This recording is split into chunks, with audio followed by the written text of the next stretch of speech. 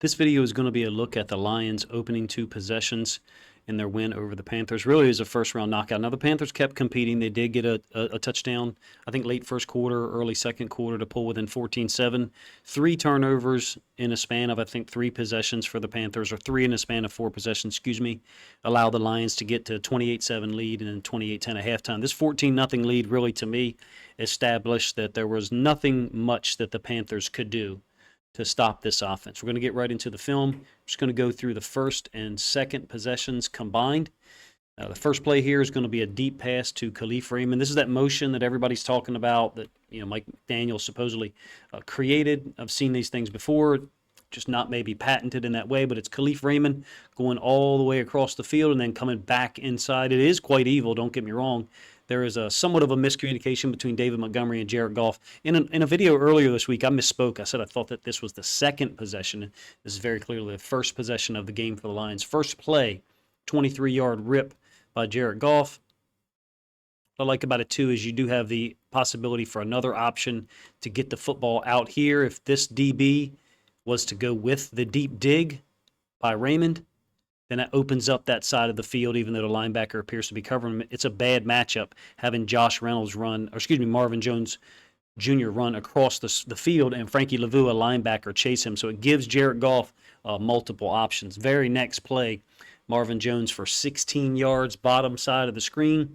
Same window. I've talked about that in a couple other videos. Goff seems to be exceptional throwing to this window between the hash and the top of the numbers, right-hand side of the field. This seems to be, he's a right-handed quarterback, so it makes sense. This seems to be a window that he hits a lot and that Ben Johnson's offense really attacks. Now, maybe Ben Johnson's offense attacks it expertly because Jared Goff is so good at it. We know he's tailoring things to his quarterback, to his players. Second play of the game, 16 yards. Pretty unbelievable.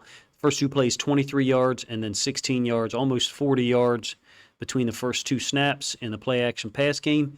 And then they go to the run, 12 personnel, twins eye. Jameson Williams in the slot, gets a decent piece of this nickel defender, the safety rolled up. Montgomery kind of bounces off of one of his own guys. Reynolds and Williams have gotten in the way enough of those 2 DBs to basically shield them off. 42-yard touchdown, third play of the game. 3 plays, 81 yards, 2 pass plays, 1 run concept. Offensive line getting out on people. You can't ask for a better start than that. This, when you look back on the game, 42 points scored. Of course, there's 3 turnovers there in the first quarter. This is the type of situation where you're like, this offense is just way better than this defense. Also, they just wanted to smack them around, I think, because of the loss that they suffered down in Carolina late in the season last year. So after the interception by Aiden Hutchinson, 1st and 10 from the 20-yard line, you're going to get, I think, 3 runs on this drive. Workman-like stuff, but 13 personnel so far this year. 13 personnel. What we have in our database is generally it's going to be Trey Wing. So you're going to get all 3 tight ends on the same side, and you get some variation of down to this side, base, whatever you want to call it, where the running back is going to work off of, a series of down blocks that's just basically going to isolate the corner to that side, force him to make the tackle. But in this case, Ben Johnson switches it up, surprise, surprise, motions 2 of the tight ends over to the left side, and they run the outside zone over there. Look at how downhill Montgomery is, untouched. Line of scrimmage is the 21, 20 and a half, whatever.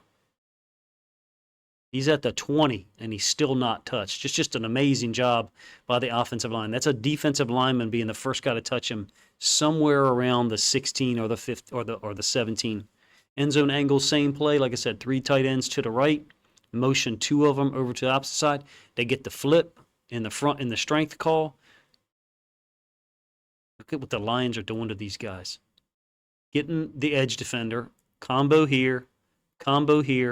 Cut off to this side. Now, I think that's actually the guy who gets involved in the tackle because no one else is winning at all on the front side. Cool stuff. That is an athletic and physical and ass-kicking offensive lineman group. Second play, Montgomery for 5 yards, this time down to the bottom side of the screen for us. My apologies, this is a toss to the top side. This is another evil play that everyone uses, don't get me wrong. There's a lot of teams that do this whereby they have 2 tight ends, and the tight end to the play side is going to engage the edge defender. In this case, I think it's Brian Burns over there. And then the motion guy is going to engage the edge defender second. So you can see that Brock Wright and Burns are kind of locked up with each other, maybe a stalemate. But then what happens is it's essentially a late combo by the tight end in motion with a full head of steam. You can see how much Burns is dislodged. Ends up being a 4 or 5 year game. Burns is a fantastic player, and unfortunately there's a lot of people who are like, oh, he's not good against the run. Man, he's still at the bottom of this pile, by the way. What ends up being a 5 yard gain and a first down. Next play, 1st and 10. I think that Brock Wright has a touchdown on this concept last year. It's kind of late delay out into the flats.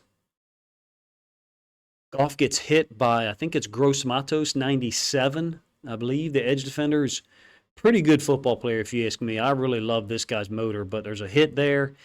Wright is slipping out of here late. The design of it is if 97 isn't there, you also have this later developing option, a receiver from the other side of the screen. So there's always these built-in options for Jared Goff, like there is in any NFL offense. But it seems to me as if Ben Johnson does a great job of making those things available for Jared Goff. So this is going to be the second touchdown.